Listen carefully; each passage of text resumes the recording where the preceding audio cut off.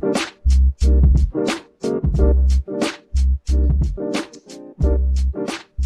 everybody, thanks for tuning in again. Welcome to another episode of I Am IMA, a podcast from Newcastle University's Innovation, Methodology and Application theme. My name is Andrew Fuller, I'm your host today. Through this podcast, we're being joined by, at the start, different members of the IMA steering committee, and I'm really happy to be joined today by Phil Berry.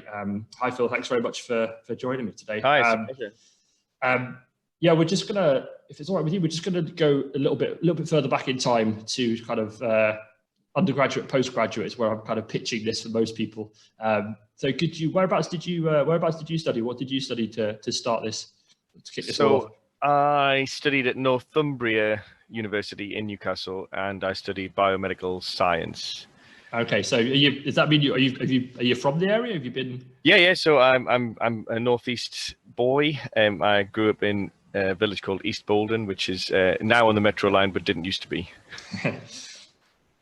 Oh, very good. Yeah, well, they were building the metro line whilst I was at university, so there was bus replacements for 2 solid years coming home, which I can't recommend. No, I can't imagine that doesn't sound very much fun. I can't remember. Throughout university, I was never anywhere with with decent public transport. I went Bath for 4 years, in which case it was at the top of a hill, and we had to get a very slow bendy bus that occasionally broke down. And after that, I was in Glasgow, and I was in the East End. And there was no trains out there. There's one train line in I don't know if you've ever been on the underground in Glasgow. It goes in a circle, but doesn't visit anywhere useful anymore. Okay. It was built back in the 40s, and right. It's just not useful anymore. Okay, cool. So you've been around, so you Northumbria for a bit. Biomedical sciences. They offer that course at Newcastle as well. Is there any reason why you chose Northumbria over Newcastle? So the Northumbria course was accredited by the Association of Biomedical Scientists because it offers a lot more experience within a job role. So there was a lot more NHS staff involved in delivering the content.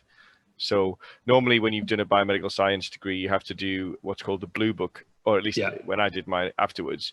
But you could get credits towards that having done the Northumbria course, which you couldn't on the Newcastle course because there's a lot more hands-on training at Northumbria. Right. Okay. So what kind of hands-on training will you do? Did you get to pick which specific? Because I know it's quite diverse. It wasn't everything that I did. Yeah, but it's a big course, right? You can do lots of different things. In the second year, you get options to choose from different disciplines, and then again in the third year, you can choose other options. So you could not do microbiology and you could do hematology instead. I guess kind of depends on what you were finding the most interesting. So I did hematology was one of the ones I chose, and I can't remember what my third year specialty was. I was never into microbiology, so I dropped that as soon as I could, pretty much. Yeah, same for me in biochemistry. That was shelved very, very early on. I still remember week 1, day 1 biochemistry course, and the professor asking if anybody knew what a kinase was, and the silence from the room was deafening. And right there and there, I thought this isn't for me. I can't be doing this. I remember my very first day at university. I remember we had a hematology lecture in the afternoon, and the speed and density of information that was being served to us. I remember thinking, okay, wow, this is a totally different league to college. Yeah. And I remember I was making notes furiously to the point of almost like exam writing cramp, and thinking, all right, well, I've got to get ahead of this. I'm going to, if I'm going to be here, I'm going to do a good job of it. And at the end of the lecture, I wandered down to the lecturer. I was like, I really enjoyed the lecture. It was quite information heavy. Could you recommend a textbook I could get started in now? And she did. And I remember thinking, right, okay, so this is what I have to do for every subject. I'm just gonna have to basically try and get ahead of it. And that was like a really memorable moment of like a turning point, going from like, I don't know, speed 3 at college to like, okay, we're in top gear now. Yeah, that's to do that as a first year. I think the professors were probably very happy to have a fresher come down and ask for more reading. I don't know if there was a big queue of people behind. No, there wasn't. Everyone else left the room just going, "What was that?" And I was like, "Okay, this won't end well if I ignore this problem." Okay, that makes some of the hard work and effort that you put in later on, I guess, is still testament to that fact. So that was still present back then. So that's good. Yeah. That's good to hear. So after that, you did a master's as well, right?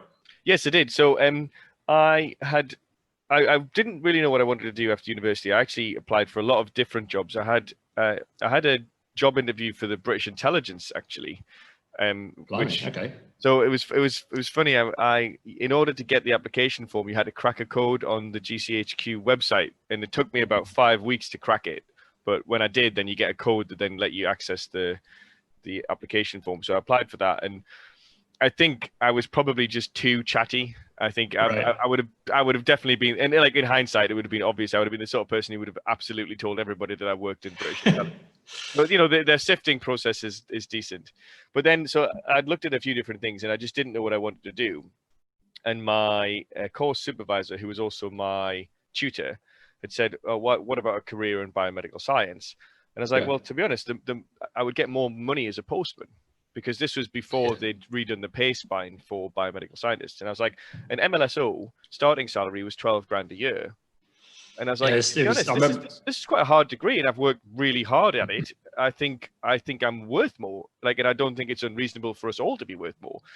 And another conversation I had with another lecturer, I was talking about the fact that it seemed like most of the time all we were doing was putting things onto a machine and then getting results off. And I found that a bit demoralizing, I'll be honest, at the time. I lost a bit of the inspiration. Right. And the lecturer said to me, I can see where you're coming from, but it's your job to think of new ways to build new machines, to ask new interesting questions. And I remember thinking at the time, oh, that'll never happen. I will never do something like that. I'll never be into that Yeah. sort of area. Who's gonna listen to my idea, and why is it Yeah, going to and be any like better than everybody exactly, and else's? why, how would I exactly how would I even go about doing that? That's never going to happen. And I'm actually working on a project now where we are in fact building a machine. It's a collaboration with some engineers in UCL, building a machine to monitor chemotherapy in children on the ward in hospitals. And that conversation, although it must have been 20 seconds long, Yeah. often echoes in my brain where I think, actually, yeah, Jeff Jeff Bosson, the guy who said it, was absolutely correct There when you he go. said that to me. Yeah. No, but I know what you mean about the biomeds, like the pay scale for biomedical scientists. Like, not only is it that it's a kind of a very, I've always considered it a quite generic but very catch-all term for Yeah. people who do a shed load of different jobs. Yeah. Because Yeah. back when I was, so I started working at Newcastle just after you, I think about a year after you, according to, if your LinkedIn profile's up to date, that is, It tells you. But before I got that job, I was applying for other work in the area, and the jobs I was going for, a lot of them were biomedical scientist jobs, because although I didn't have a biomedical scientist degree, I didn't know any better. Basically, I was applying for them. I had a biology degree and a master's and a load of experience in the lab, and these are all lab jobs. So working for the NHS in the lab, I thought I could probably do that. Yeah. I'll give it a go. And I went in, and a lot, like you said, a lot of the time it was people sat at a microtome or sat in a fume hood with a huge caseload of samples. I mean, not a caseload. I mean, like a physical backlog, case, massive, huge backlog of samples. And it was Steve's job that week or James' job the next week to literally just chunk sections out of this and pass them on to the next person in the line. So I think that a couple of those job interviews put me off it, but yeah, exactly. I think it can feel like a bit of a sausage factory, and often it felt like the sort of role that was like, it wasn't celebrated, and I said this I remember saying this to my course leader, like in the movies when a doctor says they want a result for a test, there's no bit of scene, like no scene where it's like someone has had to work really hard to get really solid data that absolutely tells that doctor whether or not that person is poorly or not. Yeah. Actually, there's a whole machine that goes on in the background that was, and I think since then it has had much greater acknowledgement of the skill and effort and technique that goes into producing solid data that allows a doctor to be like, okay, it's this, you have this thing, that's how we'll fix you. But I think at the time, so this would have been the year 2000-ish, if I can't remember, I'm old. And it didn't have that recognition. And so I ended up having a conversation with another lecturer who was into bioinformatics. This was actually on graduation day. We graduated, then we went out for some beers, and some of the lecturers were there, and we were just chatting like, "What are you going to do?" I was like, "I don't know." And this guy, Gary Black, who's a professor over at Northumbria now, just started talking about it being sort of like biology, but with computer programming. And I was like, "Why have I only heard about this thing today, of all days?" Yeah. And then And so I mean, at that point, it was quite late in the day thinking about PhDs. And so I'd looked around at a few options, and all of the taught master's places, because, again, this was me in the middle of summer thinking, what am I going to do in October? I should have really been September, thinking October. about it way earlier. And I mean, I had been, but I've been applying for total non-science jobs. And Gary put me in touch with someone who gave me a bit more background on it. And so I got onto a distance learning master's for bioinformatics through it was a collaboration between York and Leeds University. And then I got a job at Newcastle University to have a day job whilst I would do the master's on an evening. Crikey. So what were you working in? What were you doing in Newcastle? So I was working in the neurobiology department. So I was working on stress modulation in different strains of rats. Under in fact, the guy who hired me, Professor Colin Ingram, died quite recently of a heart attack, it was strange because I mean, such a great guy. I mean, I was devastated when I heard, but I hadn't worked alongside him for quite a long time, but we still used to see each other in and around the medical school occasionally, and we actually had a meeting scheduled for the day after he died. To do some collaborative research, because he wanted to do some mass spectrometry, and I was like, oh, that'd be great, because it kind of feels like I've gone full circle. Yeah. I like those. Yeah. It felt like I was like, oh, it really feels like I've got myself into a position where I can help the person who first gave me my job in science. Yeah. And so almost like the reason I'm here. And then he died on the Sunday afternoon, the day before, and that was a bit like, oh, like I missed the window to do that. Yeah, I know what you mean. Yeah, by a small. I think like somebody passing like that could also, it always feels, because it is incredibly personal to everybody that it happens to, because one person dying has such a massive kind of rock in the pond splash, that ripple effect, and it does make you think about all those things. Those kind of like, if only I'd have arranged that meeting for the week before. Well, exactly. That's the thing, is like we could have one last time. We could have been working. We could have already been working together. Like I didn't even know he wanted to do that work. So that's kind of where I started getting more into, how can I make sure that people know that we can do what we can do internally? So instead of finding out after someone's finished a project that they wish they'd done some mass spectrometry, it's like, how can I be more proactive to make sure that it's like, oh, I'm thinking about doing that. Oh, well, why don't I just email Phil and say, like, could we do that together? Because like, I mean, Colin said in his emails, he'd been looking to do mass spec for 3 or 4 years. And so we could have already done the work. Yeah. But that's what it does. It was like a trigger. It's a trigger thing, right? But it does always boil down to, it's like, you want to do something, people have got an idea, getting those people who have that idea in touch with the people who have the wherewithal to execute that idea, or at least help you execute that idea. And I think like, we'll come and talk onto the theme stuff. We'll cycle back to it, but that's exactly what I hope we can get out of the theme. And to be fair, like you and I, given I work in the flow cytometry core facility, and you're on the mass spec side, but very similar in what you want to try and help people. You've got other people who are coming to. It's not.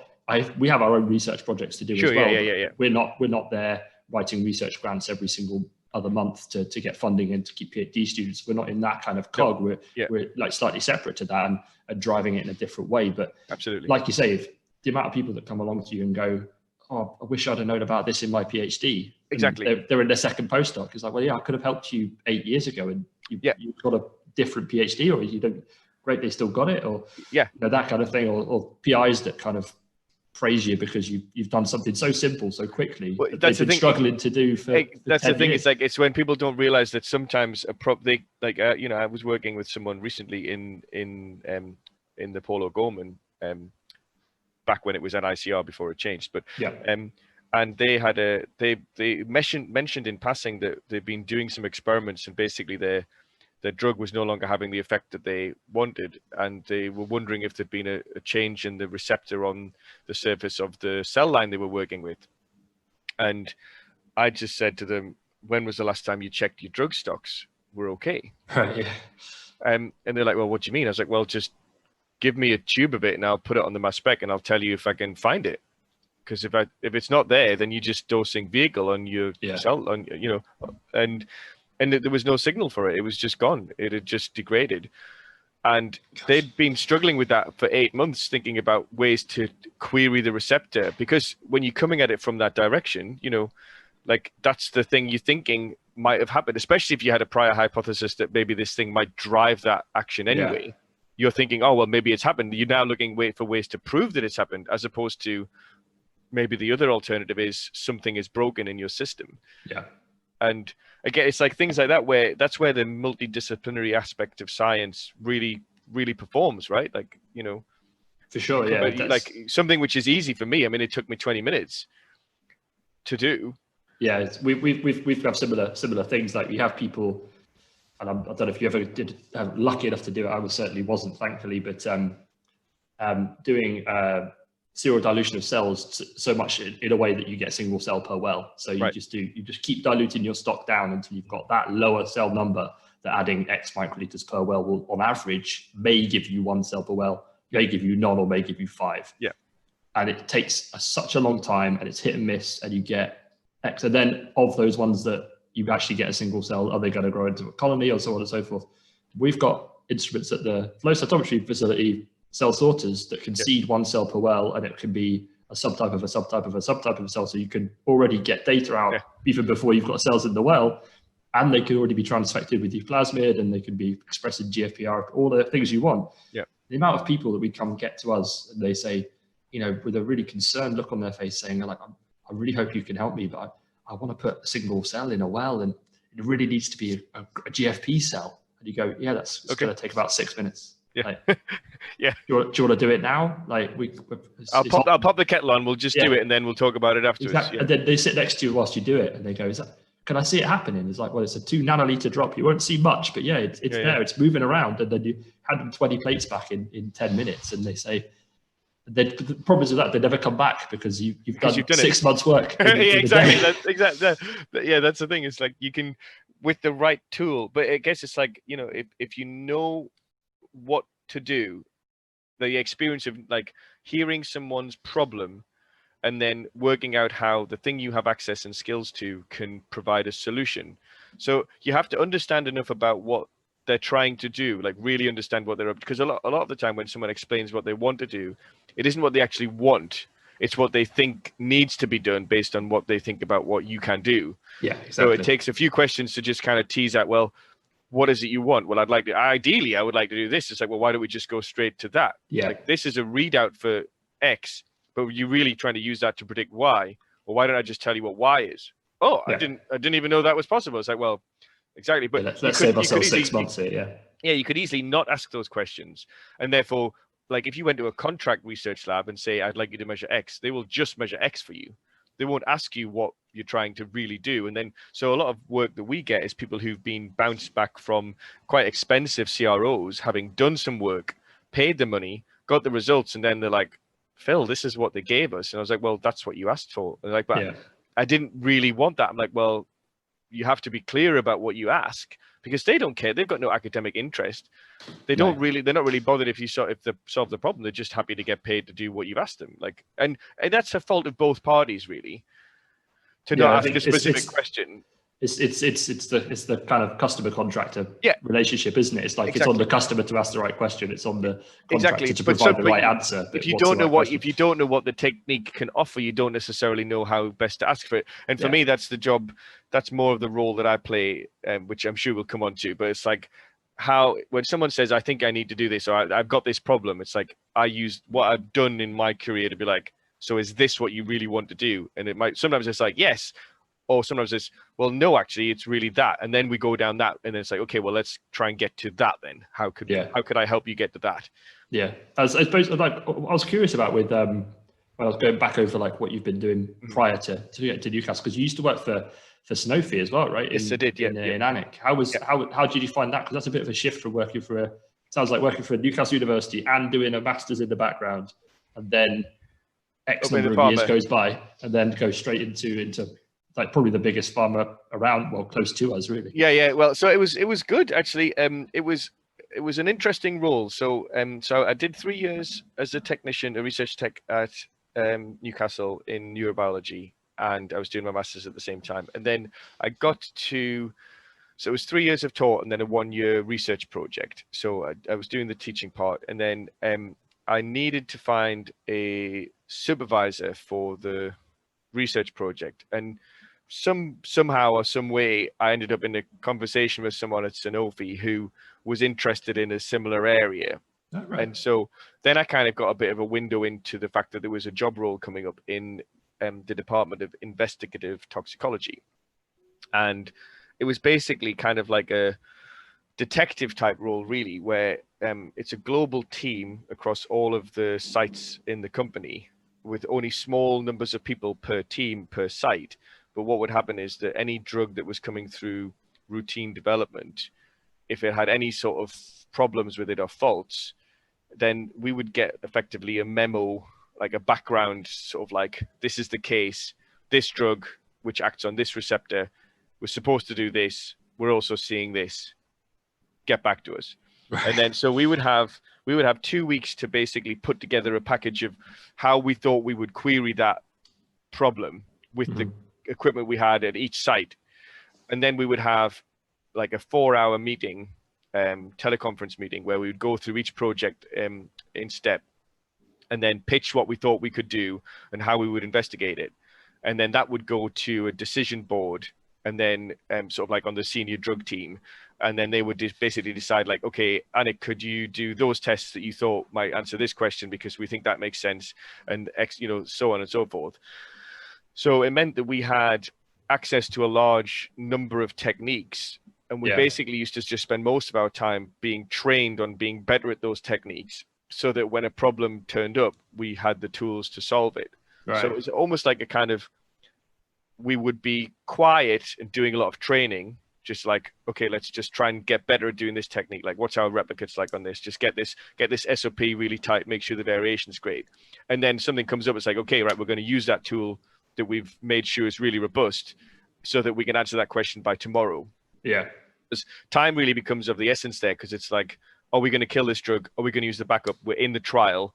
Do we need to start going the backup now? When can we start the 2-year tox study? This drug, like, I worked on one which was causing, potentially was causing a glaucoma. It was a heart disease medication. And it was like, okay, so we need to really get into the proteomics of what's happening here. So we basically went straight in and started looking at sections of eye. We had to work out how, like, we'd never worked with eyes before. So it was like, okay, let's get the microtomes out. Let's do some imaging. We didn't have imaging mass spectrometry then. It would have been great. Some staining on sections. We did some gel electrophoresis, but we had to be in a state where often you would have a project where, in academia, you know what equipment you've got. Yeah. You write a program or a project, and then you execute it. Whereas this was like, let's start that tomorrow. So you always had to be. So you have to have everything in exactly place everything. You have to be in a constant state of readiness, basically just waiting for a problem to occur. And it made it quite exciting, because like from 2 weeks to 2 weeks, you often didn't know what you're going to be working on or which piece of equipment you're going to be working on. And in the meantime, you're just trying to make sure that you're doing it as best as possible. Yeah, right. I wonder if that's a big.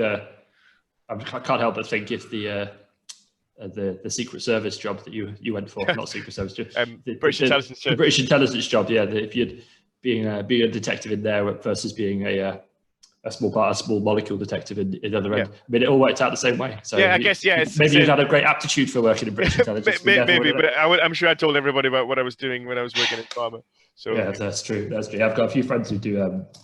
On that side, on the toxicology side of it, but who work for big pharmas, and for us it was always a thing that was kind of, I don't know if it's the same for you when you were doing your masters or your undergrad even. It was always offered as an option to us. So coming from a straight biology or straight chemistry background, it was always like, well, these are the big employers. So these are the people you can go and work for these guys if you want to. It was never on my plate. I did do a year in industry for my undergrad. Did you do a sandwich course with? Exactly. Yeah, it was really good. I'm not sure if they offer a similar thing in Newcastle. I'd have to look into it. But, I don't think they do for biomedical, but I know they do for. We used to. So I used to be a supervisor of our sandwich students, from the first year I was there actually, and it was always really. I mean, that was one of the best things about the job, was actually the ability to say to a student who was in the middle of their degree, this room. I mean, the lab that I alone had access to was as big as the three biggest labs in our institute that house like 40 people. Yeah, combined. exactly. You know, like my room of technology, if you like, that I had access to and we had training on was vast. You know, I mean, I had robots, mass specs, like almost anything, HPLC, anything you could imagine that we might want to use. If I needed to use it, I could use it in 20 minutes. Yeah, Like the freedom to do that is really nice. Yeah, yeah, it's and to give that kind of experience to yeah, an undergraduate student as well is like just because, and also even if it's the experience. I mean, I know people who did the sandwich course and they didn't want to go anywhere near a lab. yeah, But knowing that going in yeah, is much more valuable. Knowing that when you're going into the fourth year of a sandwich course than absolutely. like it's so similar to when you're coming out of your undergraduate and not knowing that and then having to go and find that out afterwards is really, really valuable. So yeah, it's definitely something we can. I've always wanted to recommend it to people who want to go and do degrees. So go and find a course that lets you work in the middle of it, because so it's like when after you finish that course, you put it on your CV and you've got a year working for a reference, right? So yeah, and because you've got there are, especially in industry, there are things you can, I don't say get away with in academia, but like there's a bit more flexibility. Like industry's still very much a job type job. Like there's not much. Like I would never have even considered or ever been requested to do out of hours work in industry. The concept of like answering an email on a Sunday night or something like that would have been like, they would have expressly forbidden it, really. Well, they don't want to be liable for people working. Yeah, it's a whole other thing, right? Yeah, and there'd be time, like at 6 o'clock you had to be out of the building. Like that was it. Like I mean, there's absolutely no question. There was no way you could have requested the ability to stay later and do an experiment that needed to run over. It was always a case of do it tomorrow. Yeah, like which is a different mentality, because you still have the workload is still there and you still have the pressure. Yeah, but you have to fit to these time constraints. And I always think, like, if people can have that discipline when they're doing something like a PhD, which is completely devoid of this, like you're going to get some supervisors who are incredibly strict and say you're in the lab X till Y. You're going to get others that go, here's a project, talk to me in 6 months. And giving that kind of level of freedom to somebody who, this is coming from very personal experience, by the way, giving that level of freedom to somebody who is not that disciplined with themselves is a recipe for disaster. Absolutely. It's hard, exactly. So I think those 5 years in industry gave me a sort of a robust structure to, like, because I know that within working hours you can deliver high quality research, but everyone has to be on the same page. I mean, now I work at all sorts of times of day and night and weekends, just like most people do. You kind of, it bleeds into you eventually, and that rigidness wears off. But I still remember it being, especially because I'd been in the university for 3 years before that, it did feel like a real change in culture. And I must admit, I knew within the first week of being in industry that it wasn't my natural home. Right.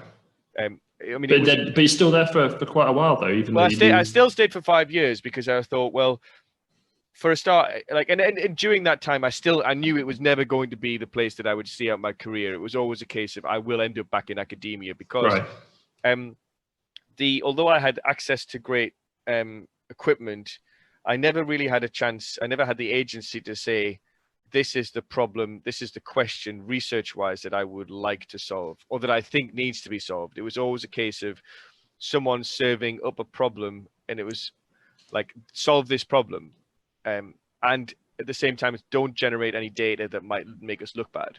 Right. That's a different thought process, isn't it? So it's a lot of the time, it's like, if we do this, would that data have to go into the package of information we submit to the regulatory authorities? And if it did, might we lose money? Yeah. And I can appreciate why they do that. They're a commercial entity, they have to make profit, and that's absolutely fine. And there was always that sort of thing, is like, am I contributing to a future problem by not asking this question, which is staring me in the face, but I'm not allowed to ask it?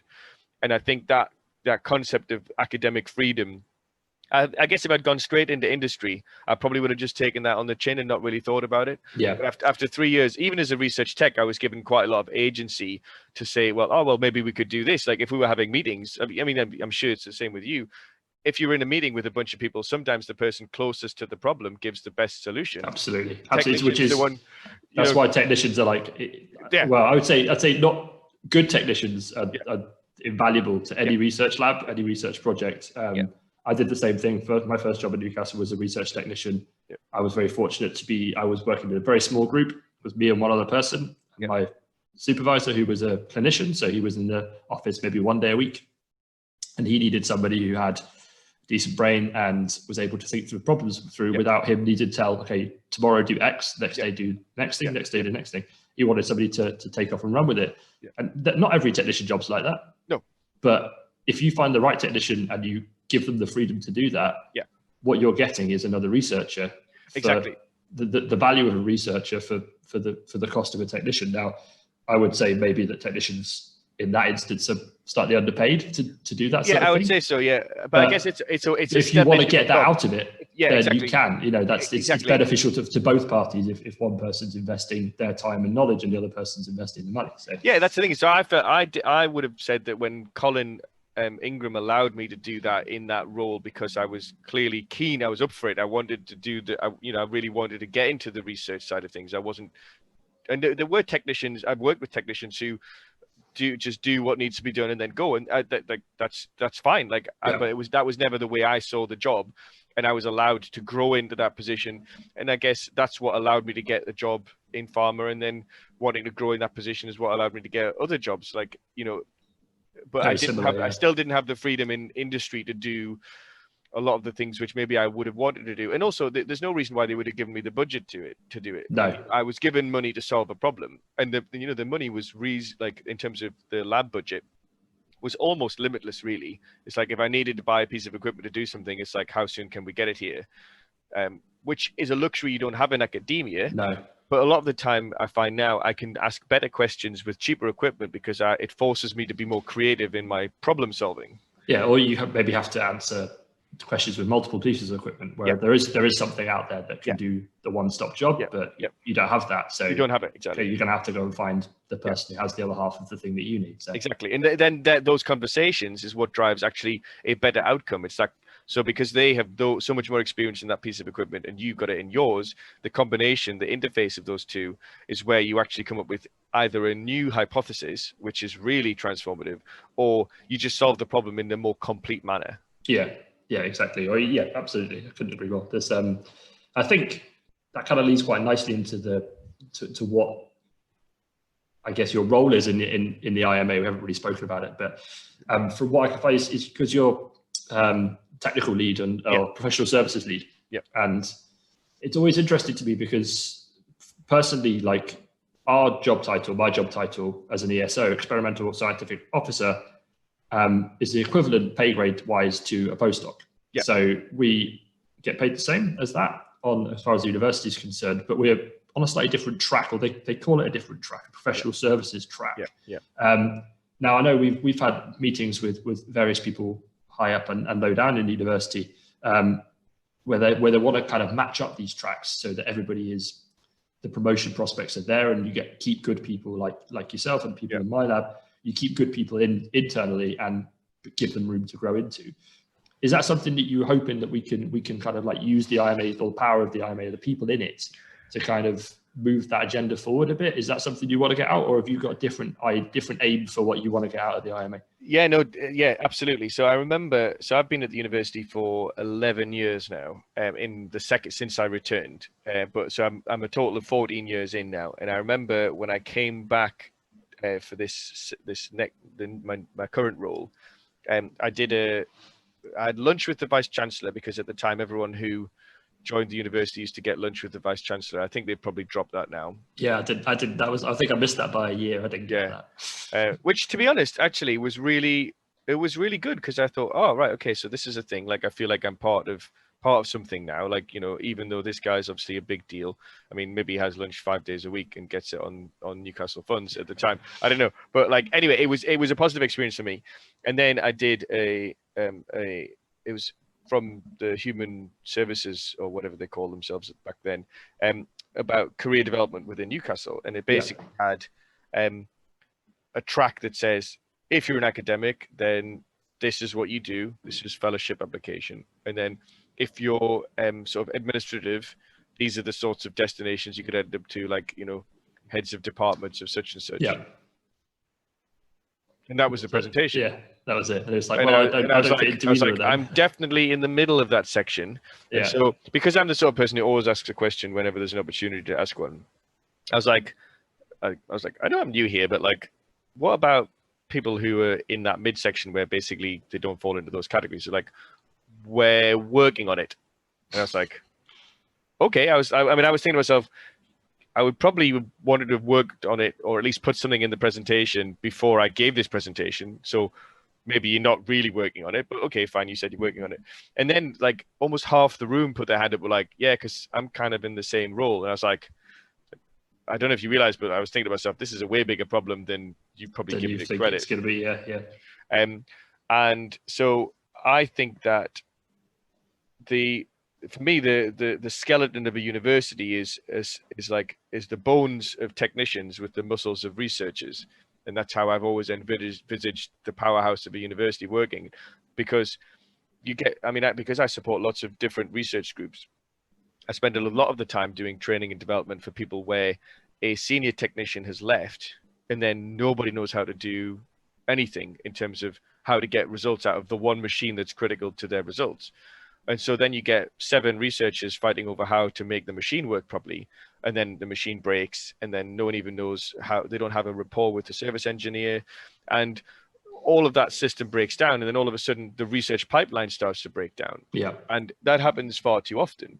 And I think trying to make those interfaces between people who've got technical skills and researchers who have questions, and basically really welding them together. So it's like, this person needs to be on. So we have a policy in our lab that anybody who wants to do mass spec work in our group with our group, the technical staff get put on that grant. Right. Because that means that if we struggle to get funding, then we've got basically 10 or 15 years worth of evidence to say people value the technical staff in our lab so much that if we didn't get our funding from CAUK, we have to be able to say, look, people fund us, but we need to be funded, because if we're not here, none of this other stuff that you've got, these big, there's like £5 million worth of grants here in total, you wouldn't have got that ability to do that work without these people. So that's almost like our paying forward protection strategy.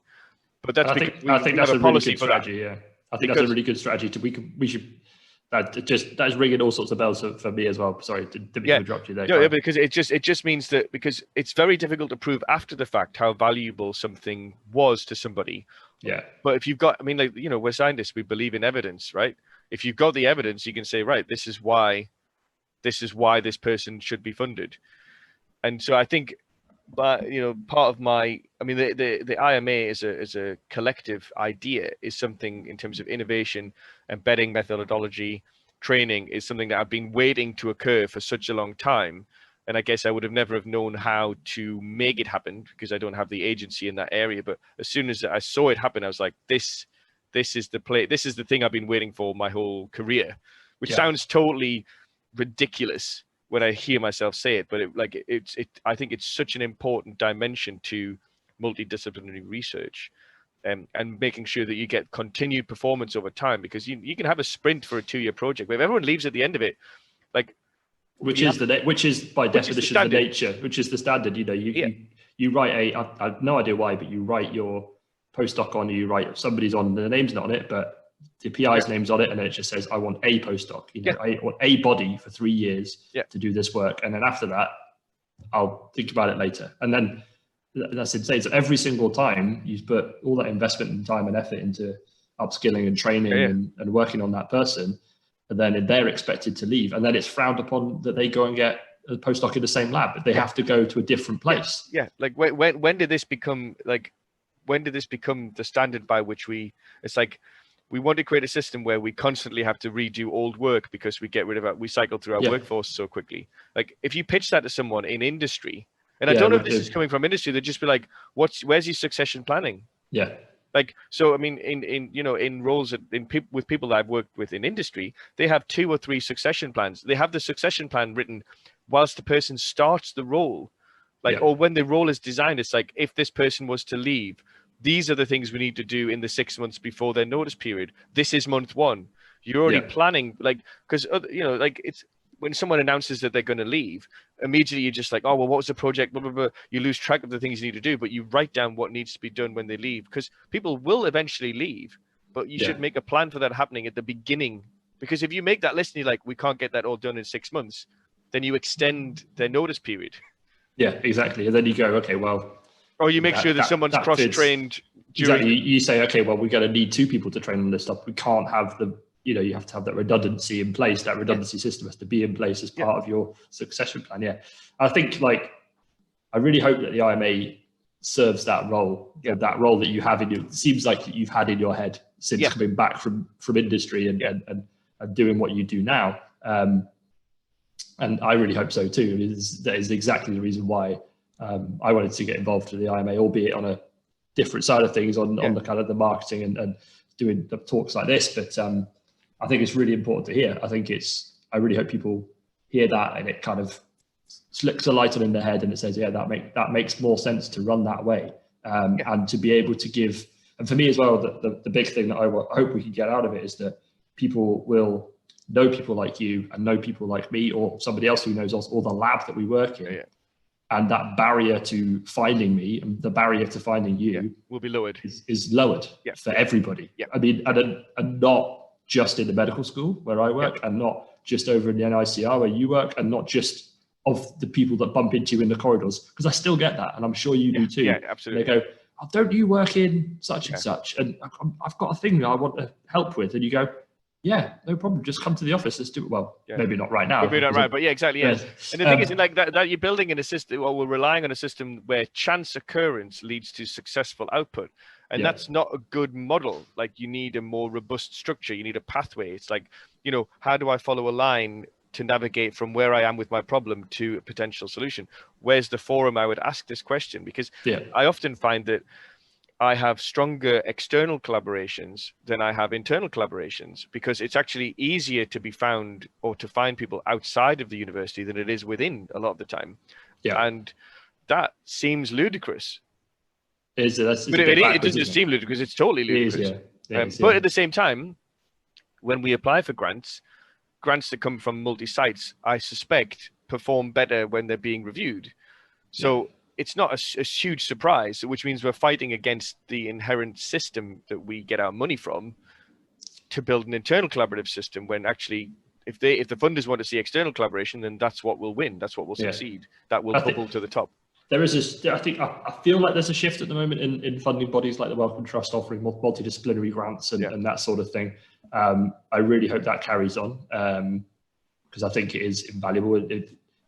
It's not going to change unless the funding where people get their money comes from changes. Like, you and I can have this argument. It's not both preaching to the choir here. So it's not exactly. We don't have control of the solution. We don't have total ownership of it. Exactly. But like you say, if it's easier to be found by somebody plugging your name into Google than it is for somebody who works at the same company that you work for, and the university is massive.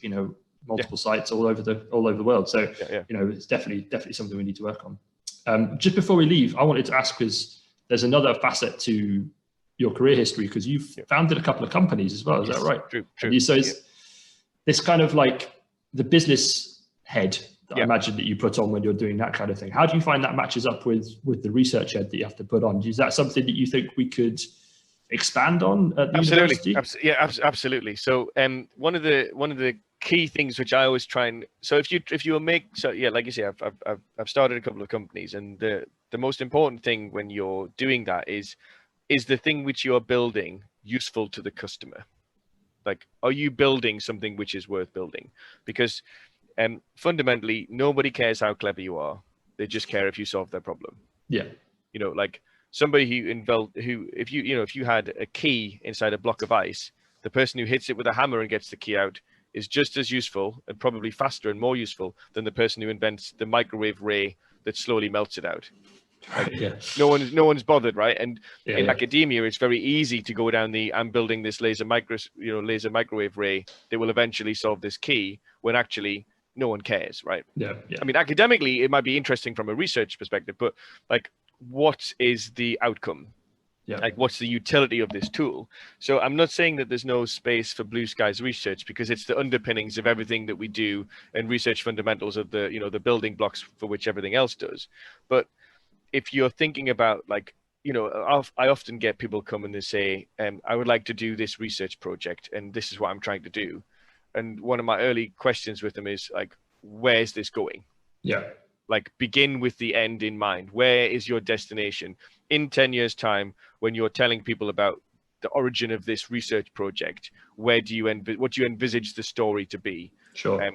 And a lot of the time, that's a hard question for people to answer, because it's the next rung on a ladder, but they're not really sure that it's the right ladder they're climbing. And what I'm trying to get them to think of is like, okay, this is the next step, but is it the right step? Yeah. Okay. And the analogy I always use for this was the invention. I don't know if you remember, or if you've ever read about the Longitude Prize. Yes. Yeah. There was the very popular book back in like the early 2000s called Longitude, was it not? Oh, okay, I haven't read it actually. It's a very good book. I read it many years ago. My mother, who by the way listens to this podcast, hi Fran. Okay. Hi Fran. She put me onto Longitude. Yeah, it's a fascinating book. So, but for me, the interesting thing about it is that the first marine timekeeper H1, I can't remember the name of the guy who made. So the problem was basically they want ship navigation, and they need accurate time on a moving ship, right?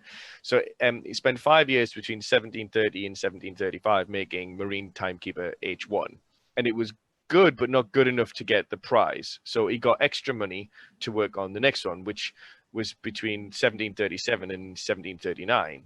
But this was 40 kilograms of size, so it's quite a big thing. And then, so he didn't quite hit the target for accuracy. So he started working on version 3 in 1740. And this is a real monster. This is almost the size of a car. But during the work he did on that, somebody else invented a coiled spring. Yeah. Which meant that he could miniaturize his entire clock into something that would fit in the palm of his hand. And that actually got completed before version 3 got completed and passed the test. And so what you often see is somebody who's just building H3 because that's what they said that they would do, because they're not looking around to be like, could I be building something else which is actually better? Yeah. But a business has to do that, otherwise it's dead. Yeah. And I think certainly something that's been on my plate this year, as I've been working with a project management course where you have to use come up with a project, learn how to manage it, and get accredited on project management. One of the projects the project that I decided to do was to see if we could, the feasibility of spinning out a company from a core facility at the university. Okay, cool. Yeah.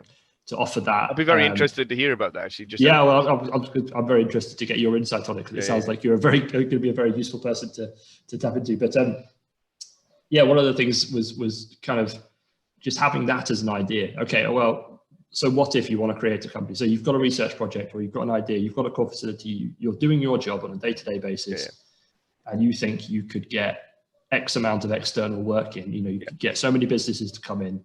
They want you to do their work for them. You could charge them money. Well, that's a business. You could spin that out as a business. If it makes enough money, it can make you and the university money, and away you go. And it frees up research funds, because then you can be doing research instead of asking for research grants, and you can do the little projects that fill the gaps, right? For me, that's the real benefit, right? And also it's a huge benefit. And also you're also not relying on research funding to pay for 100% of technical time. Exactly. So you've got highly qualified technicians who already work for you, who now have what we've spoken about earlier, a promotion prospect, because they're working for a different business at X percentage of time. It makes a lot of sense. But when Andy Philby and I sat down and this was the project we proposed, and I remember vividly sitting back down at my desk at my computer and Googling, how do I start a company? Yeah. And eventually I found, there is a pathway within Newcastle University where you can go and look into that. Yeah. I had no awareness of that before I started looking. It was never suggested to me that research you were doing at the university could be commercialized to benefit the university and yourself, and then form companies. And as an end point to whatever work you're doing, it was never suggested to me that was the case. And I come from my father's an academic, my dad's a professor at Plymouth. I've been at university pretty much my whole career with 1 year out, and it was never never on my radar, not once. And I can't believe I'm the only person. Maybe I'm got my head that. No, you're not. You're definitely not. You're absolutely not. Yeah. So I think, like, again, with the IMA being a research theme where we don't have a pillar of research in the middle. We've got, a massive variety of research underneath it. I think that is something that I really hope we can get people connected with business development managers, people like yourself, people like myself, where we can say, listen, it's not the end point of your research isn't to get more research funding necessarily. Exactly. The end point of your research could be a commercial product. It could be and it doesn't have to be a thing. No. It doesn't have to be an item that you sell for X pounds. It could be a process. It could be a method. It could be an application. It could be a data model. It could be exactly. It could be something that exists in the ether entirely and is non-physical at all, but can still be solve a problem, answer a question, and make money. But I think that information, that sentiment needs to be given to people when they're starting a master's project, when they're starting a research project, the very first time when you're getting your feet wet in the lab, when you're holding a pet for the very first time. It doesn't need to be, you need to answer this nebulous research question because somebody in a lab coat in a suit or whatever in an office said you need to answer it.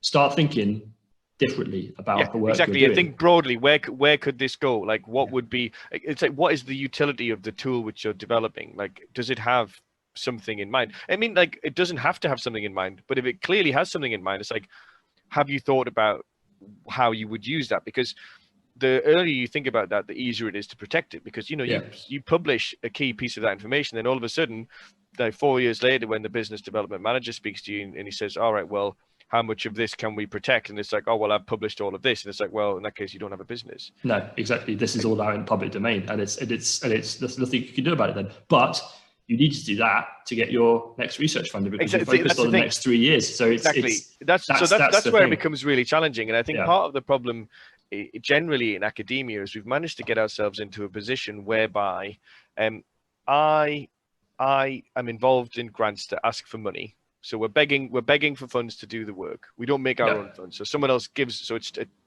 whichever service gives us it, it's their charity. They decide that we get it. We do all the hard work, the value added. We then write the paper. It goes to a colleague in a different university, like in a general sense, and they review that for free because it's prestige. But prestige doesn't pay the bills. No. The journal then charges my other colleagues to read it. So the journal's made all of the money at this point. Yes. We are the value, they are the profit. Then we've managed to convince the research councils that the more money I effectively generate for the publication firms, the better a scientist I am. Yes. So the harder I work, it's absolutely backwards. The harder I work to make someone else profit, the more likely I am to be given more of their charity money to make that publisher more profit. Yes. And I will be promoted by my willingness to provide profit for somebody else. And no one ever really talks about this because all of that time we're doing that we're preventing ourselves from making our own money. To allow us to answer our own research questions with our own agency. And almost to the point where if you were to suggest that I'm running a research lab, but I'm also going to profit out of this, I'm going to sell this idea, I'm going to sell this product or whatever, almost to the point when you go, well, that's not pure enough. That's not. People think it's grubby. You shouldn't be doing that. People think it's grubby. That's industry's job. That's not what we do in research. That's not what we do in academia. Now, there is such a huge space for it. And there is a mechanism for doing it. There is literally a spin-out company team at Newcastle University. I've met them. They're fantastic. They know exactly what they're doing. Do they get approached by every PhD student postdoc on a weekly basis? No, they don't. They get approached by a few people who do what we have discussed very, very successfully and do it on multiple occasions. But, we're not swimming in spin-out companies, and we could be. And I really, really hope that is something that another connection that the IMA can do is that, and having been on the very early end of that, when I'm looking for those connections and having to go and find them and realize that they're, in one instance, sharing the office wall with me. They were in the room next door. Exactly. And that's on me. And it's also on infrastructure that I work in, not knowing about that prior to that. So yeah, it doesn't have the visibility, but I just think the concept of an enterprising researcher, like someone who can stand between two worlds and see that there are things which industry can do well, and there are things that the money generated from doing something commercially can give you it can see you through the lean times. Yeah. Because, like research councils get money, don't get money. Sometimes it's competitive, sometimes it's not. But the fault we have where, someone comes to the end of the contract and they get left, even though they're great, and that you're scrabbling around, and you would take any money that you can get access to keep that key member of staff. Yeah. And if you had a proportion of your money was generated commercially, where you can choose, or the organization can choose, that actually we need to keep that person, because otherwise we won't be able to do that other bit of research. Yeah. That's where it becomes so powerful. It's the dovetailing of the two. And there's that whole oh, well, it's grubby, it's not pure. And it's like, yeah, but you can be penniless and pure. Yeah, exactly. That doesn't benefit anybody. It doesn't benefit anybody. It certainly doesn't benefit research. I wouldn't be any of this that I would be doing. It's that my objective is not to buy a yacht. It's to make sure that we can keep a good team to do the best work that we can as scientists, without all of the begging and borrowing and temporary disruption that goes with pure academic work. I mean, I moved to the seaside with the exclusive aim of buying a yacht. Buying a yacht. So yeah. It's entirely on your own. Yeah, okay. So maybe we're not on the same page there. No. So I'll edit that bit out. It's fine. Yeah. No, I think we've gone on had a really good discussion about that. So I think we'll wrap it up there. But I'd just like to say thanks a lot for joining me. Pleasure. I think keep an eye out for this podcast. They'll be going up on the website, research.ncl.ac.uk/IMA. Keep an eye on our Twitter as well, which is just ncl_IMA. Hopefully the IMA will be reaching out to people soon and developing our special interest groups, which I know is on everybody's minds at the moment. So we're going to hopefully bubble up some people, typical topical term at the moment, but to put people in bubbles. But hopefully we get some people grouped together from disparate parts of the university that have a similar aim in mind, and get some communication going on, and get some of those links made up, which I'm hoping that the IMA can provide for everybody. But thanks very much for joining me. It's really, really good to talk to you. And I hope to see you soon. Okay, cheers. Take care. Bye. Bye.